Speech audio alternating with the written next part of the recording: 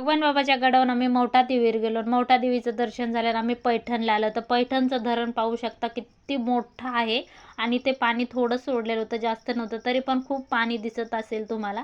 मस्त इथं धरणामध्ये आम्ही थोडेसे पाय वगैरे धुतले आणि इथं नाही धुत, समोर गेल्याच्या नंतर गंगामध्ये पाय धुतात, आंघोळी करतात. पण आम्हाला यायला ना 6:30 वाजलेले होते. आजचा इथलचा बाजार होता, तर खूप सगळी गर्दी होती आणि उद्या एकादश आहे, तर आम्ही आदल्या दिवशी चालतो. पाहू शकता इकडे सगळं चकाचक केलं आणि इथे ना माझ्या आईने ना गंगामध्ये ओटी सोडली, म्हणजे दिवा वगैरे सोडतात. त्यानंतर आम्ही दोघी मायलेकी खालीच होतो, तर आमच्यासोबतचे सगळेजण ते वर जाऊन बसले.